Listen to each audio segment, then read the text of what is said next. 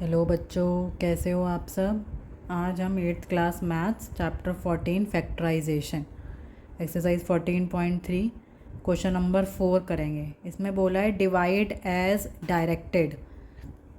ठीक है, तो इसमें मतलब वहाँ को फैक्टर्स बने हुए हैं, हमने सिर्फ उसको क्या करना है, डिवाइड करना है। हमने फैक्टर्स नहीं बना रहे, हमको फैक्टर्स बने हुए मिले हैं, हमने उसको डिवाइड करना है। तो फर्स्ट है 5 2x + 1 3x + 5। इसको डिवाइड करना है हमें 2x + 1 से। ठीक है, तो पूरा फैक्टर कट जाएगा 2x + 1 2x + 1। तो क्या मिलेगा आंसर हमारे 5 3x + 5। तो ये हो जाएगा हमारा आंसर। ठीक है, आगे चलते हैं। नेक्स्ट भी ऐसे ही है 26xy ब्रैकेट में x + 5 y - 4। इसको हमने डिवाइड करना है 13x y - 4 से। ठीक है, तो अब देखेंगे y - 4 पूरा कट जाएगा।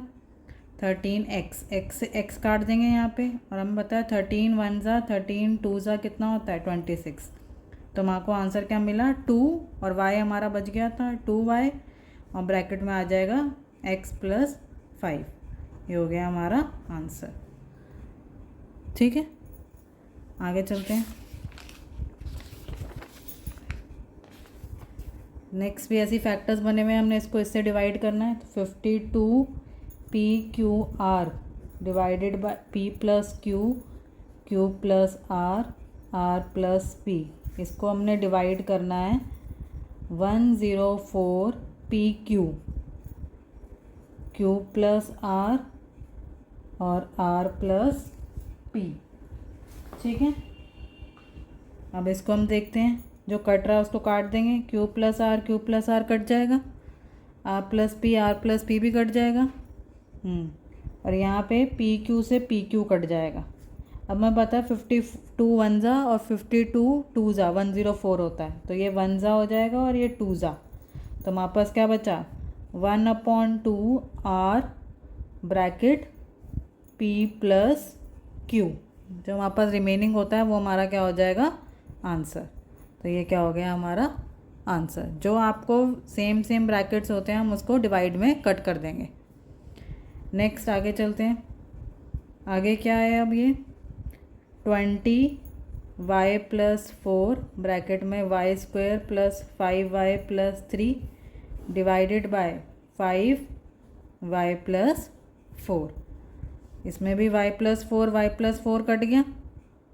5 1 ज़ा 5 4 ज़ा 20 होता है, तो क्या बचा 4y² + 5y + 3।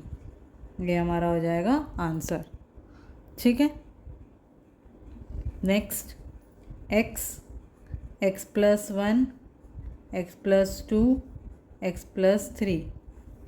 इसको हम डिवाइड करेंगे x + 1 से। ठीक है, तो x से x कट गया, x + 1 से x + 1 कट गया, तो हमारा आंसर क्या बचा x + 2 ब्रैकेट x + 3। तो ये हमारा क्या हो गया आंसर। ठीक है, ये हमारा क्या हो जाएगा आंसर। आगे चलते हैं। Question number 5 factorise the expression and divide them as directed. अब इसमें हमें यहाँ बोला है फैक्टराइज करना है, तो अब हमें इसके फैक्टर्स निकालने पड़ेंगे। ठीक है, अगर हम देखेंगे इसको मिडल टर्म स्प्लिटिंग बताते हैं। मैंने पहली पिछली एक्सरसाइज में आपको सॉल्व करके बताया था। मल्टीप्लाई करेंगे तो 1 और इसके आगे 1 है, 1 को 10 से मल्टीप्लाई करेंगे। ऐसे दो नंबर मल्टीप्लाई करें कि मल्टीप्लाई करें तो 10 आए और प्लस करें तो 7 आए। ठीक है, तो ऐसे दो नंबर क्या हो गए 5 × 2 10 और 5 + 2 7। तो अब इसको हम मिडल टर्म स्प्लिटिंग करेंगे y² + 5y + 2y + 10 divided by y + 5। ठीक है, अब इसमें कॉमन ले लेते हैं y, क्या बचा y + 5, इसमें 2 कॉमन ले लेंगे तो क्या बचा y + 5, और इसको हम ऐसे का ऐसे लिख देते रहते हैं। हमारे दो फैक्टर बन गए y + 2 और y + 5। ठीक है, इन दोनों में से एक कॉमन ले लेते हैं और जो बचा उसको एक फैक्टर बना देते हैं जो बाहर होता है ब्रैकेट के, डिवाइडेड बाय y प्लस 5। ठीक है, तो y प्लस 2 y प्लस 5 को हम y प्लस 5 से क्या कर देंगे, डिवाइड कर देंगे। तो y प्लस 5 कट गया, तो क्या बचा y प्लस 2, और ये हो गया हमारा आंसर। ठीक है, इस वाले मेथड को मिडल टर्म स्प्लिटिंग कहते हैं। आपको ये बीच वाली टर्म को स्प्लिट करना है। ठीक है, इसको आपको अच्छे से सीखना पड़ेगा। अब यहाँ पे भी क्या है, मल्टीप्लाई करे तो 32 आए, और दो ऐसे नंबर है इसको माइनस करे तो 14 आए। तो ऐसे कौन से दो नंबर होंगे, मल्टीप्लाई करें तो 32 आए और माइनस करें तो 14 आए। तो 16 टू जा -16, क्योंकि हमें -32 चाहिए, और -16 प्लस 2 कितना हो जाएगा, -14। जब इस नंबर के आगे माइनस होता है तो हमारा यहाँ पे एक प्लस का होता है और एक माइनस का होगा। तो इसको ऐसे कैसे लिखेंगे, m² -16m प्लस 2m -32। ये देखो -16 प्लस 2 क्या हो जाएगा, -14, डिवाइडेड बाय m प्लस 2। ठीक है, अब इसमें कॉमन ले लेते हैं m, तो क्या बचा m -16, इसमें कॉमन ले लेते हैं 2, तो क्या बचा m -16 divided by m plus 2। तो हमारे दो फैक्टर बन गए, एक m प्लस 2 और एक m -16 divided by m plus 2। तो m प्लस 2 m -16 को हमने डिवाइड कर दिया m प्लस 2 के साथ, तो ये कट जाएगा, m प्लस 2, तो क्या बचा m -16। तो ये हो गया हमारा आंसर। ठीक है, आगे चलते हैं, थर्ड पार्ट देखते हैं। 5p² -25p + 20 divided by p -1। अब इसमें हम देखते हैं तो 5 कॉमन आ रहा है, तो 5 कॉमन ले लेते हैं। तो क्या बचा p² -5p + 4 divided by p -1। ठीक है, अगर हम इसको देखते हैं तो यहाँ पे भी वही है, मल्टीप्लाई करें तो 4 आए। ठीक है, और वैसे करें तो क्या है, -5p आए। तो -4 मल्टीप्लाई -1 4, -4 प्लस -1 -5, माइनस माइनस क्या हो जाता है, प्लस। तो हम यहाँ क्या ले लेंगे, 5 बाहर रहने देते हैं, p² -4p -p + 4 divided by p -1। ठीक है, तो अब इसमें क्या कॉमन आ रहा है, p कॉमन आ रहा है, तो क्या बचा p -4, इसमें क्या कॉमन आ रहा है, -1, तो क्या बचा p -4। ठीक है, इसमें कुछ कॉमन नहीं होता, उसमें 1 कॉमन ले लेते हैं। तो हमारे दो ब्रैकेट बन जाएंगे, दो फैक्टर बन गए, p -1 और एक p -4 डिवाइडेड बाय p -1। ठीक है, इसको मिडल टर्म स्प्लिटिंग कहते हैं। तो हमारे अब इसको हम डिवाइड करेंगे, 5p -1 p -4 divided by p -1। तो p -1 कट गया, तो आंसर क्या बचा, 5p -4। तो ये हो गया हमारा आंसर। ठीक है, आगे चलते हैं। इसमें भी क्या होगा, 4yz ऐसी रहने देते हैं, इसमें भी मिडल टर्म स्प्लिटिंग होगी। मल्टीप्लाई करें तो -16 आए, ऐसे दो नंबर लेने हैं, मल्टीप्लाई करें तो -16 आए, और प्लस माइनस करें तो +6 आए। तो इसको हम ले लेते हैं, 8 मल्टीप्लाई -2 तो हो गया -16, 8 प्लस -2 तो कितना हो जाएगा, +6। तो z² + 8z -2z -16, देखेंगे 8 -2 क्या आ जाएगा, 6 डिवाइडेड बाय 2yz + 8। तो 4yz, इसमें z कॉमन ले लेते हैं, तो क्या बचा z + 8, और इसमें क्या कॉमन लेंगे, -2 कॉमन ले लेते हैं, तो क्या बचा z + 8 डिवाइडेड बाय 2yz + 8। ठीक है। अब 4yz, दो फैक्टर और क्या बच गए, z-2 बन गया और z+8 डिवाइडेड बाय 2yz+8। ठीक है। तो 4yz, z-2, z+8 को डिवाइड कर देंगे 2yz+8।